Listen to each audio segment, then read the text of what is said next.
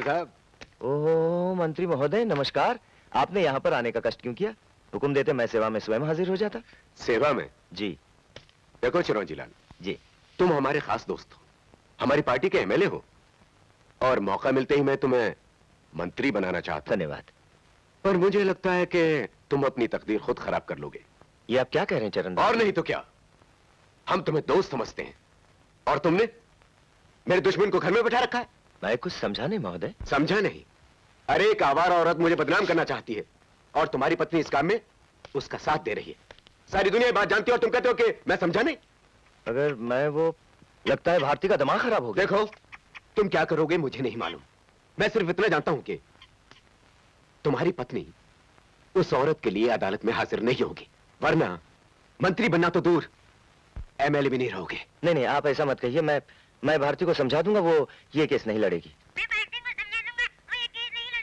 मैं आपके आगे हाथ जोड़ती हूँ, मेहरबानी करके इस मामले में आप दखल मत दीजिए। मैं ये केस जरूर लड़ूंगी। तुम समझती क्यों नहीं? वो औरत बदचलन है, आवारा है। बदचलन और आवारा कौन है इसका पता अदालत में लगेगा।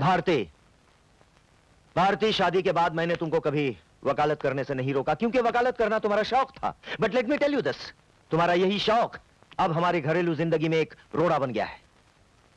आज तक मैंने आपकी सेवा में कोई कमी रखी है?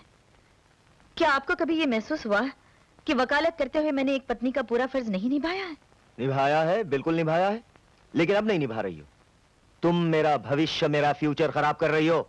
मैं आपका फ्यूचर खराब कर रही हूँ? ये आप क्या कह रहे हैं? मैं तो चाहती हूँ कि आप बहुत बड़े आदमी बने, सारे देश में आपका नाम हो। सिर्फ चाहने से क्या होता है? आज मैं क्या हूं? एक एमएलए, सिर्फ एक एमएलए। मैं मंत्री बनना चाहता हूं, मुख्यमंत्री भी, हां जी। और तुम्हारे इस पॉइंट को लेकर अगर मंत्री चरणदास नाराज हो गए तो याद रखो, अगले इलेक्शन में मुझे एमएलए पद का टिकट तक नहीं मिलेगा। No chance. इसलिए मेहरबानी करके उस मामूली औरत के लिए तुम उनसे दुश्मनी मत लो।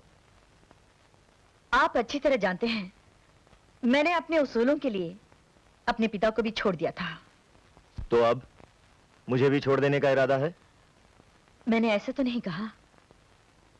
एक औरत अपने पिता को छोड़ सकती है, लेकिन पति के बिना रहने की बात तो वो सोच भी नहीं सकती। I see।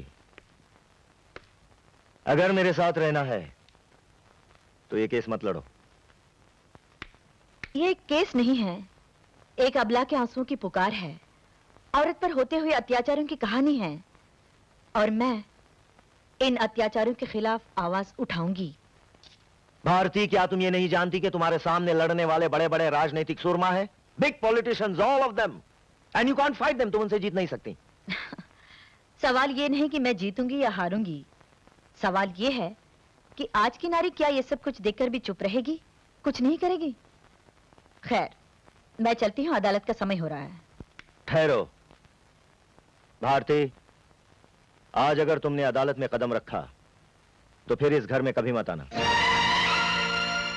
यस, जो पत्नी अपने पति की आज्ञा का पालन नहीं करती उसे पति के घर में रहने का भी कोई अधिकार नहीं। पति पत्नी का रिश्ता प्यार का होता है, जबरदस्ती और अधिकार का नहीं। मैं तुम्हारी पत्नी बनकर इस घर में आई थी और पत्नी बनकर रहूंगी। मैं तुम्हारी गुलाम नहीं जिसे जब चाहो घर से बाहर निकाल दो।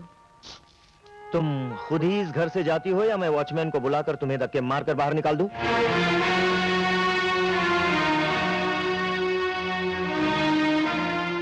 इसकी कोई जरूरत नहीं, मैं खुद ही चली जाती हूँ। That's better। लेकिन इतना याद रखना, तुम पछताओगे और खुद मुझे लेने आओगे।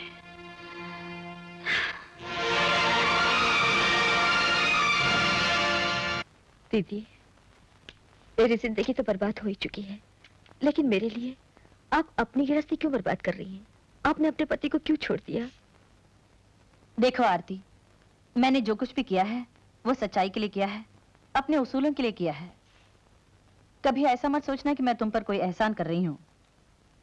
और हाँ, मैं अदालत जा रही हूँ, मेरे आने में अगर देर हो जाए तो इंतजार मत करना, खाना खा लेना और किसी बात की फिक्र मत करना। हाँ, good morning madam. Good morning.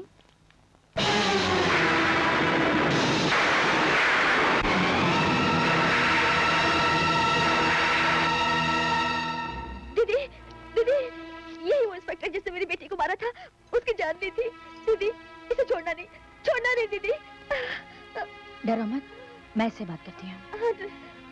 कहिए, कैसे आना हुआ? यहाँ पर कोई आरती वर्मा नाम की औरत रहती है? ओह, आप आरती वर्मा को नहीं जानते हैं ना? यही है आरती वर्मा।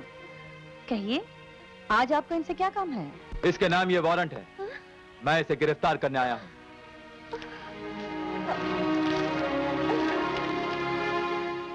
ओह, पूरा केस ही उल्टा कर दिया। Very good. आप अभी इन्हें ले जाइए, मैं आपसे कोर्ट में मिलूंगी। नहीं, मैं इसके साथ नहीं जाऊंगी। डरने की कोई जरूरत नहीं है। अब तुम्हें कोई छू भी नहीं सकता। मैं जो हूँ। चलो जाओ।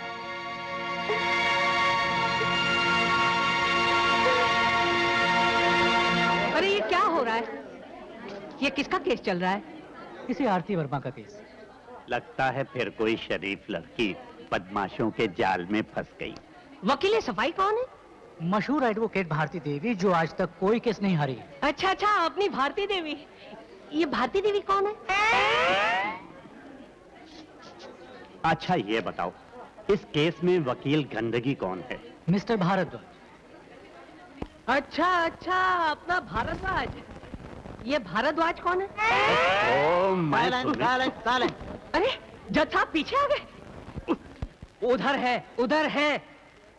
आरती वर्मा, तुम्हारे खिलाफ आरोप लगाया गया है कि तुम रुपए कमाने के लिए मर्दों को फंसाती हो, वेश्या का पेशा करती हो। और जब तुम्हारी 5 साल की बच्ची तुम्हारे इस पेशे में आड़े आई तो तुमने उसका गला घोंट कर मार डाला। इन दोनों अपराधों के लिए तुम अपने आप को दोषी मानती हो या नहीं? ये अदालत है, रोने धोने से कोई फायदा नहीं होगा। बताओ, तुमने ये अपराध किए हैं या नहीं?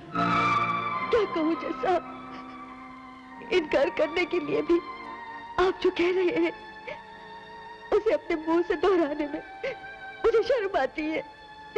योर ऑनर, अपनी बच्ची की मौत पर रोती तड़पती इस मां पर उसे की बेटी की हत्या का आरोप लगाया गया है। एक वहशी दरिंदे के चुंगल में फंसकर अपनी पवित्रता की रक्षा करने में नाकाम हुई इस अबला को वेश्या कहकर पुकारा गया है। किसी भी सबूत के बिना एक गरीब पर इस तरह के आरोप लगाना इंसानियत के खिलाफ है। योर ऑनर, मैं अभी ये साबित कर दूंगा कि ये औरत बदचलन भी है और खूनी भी।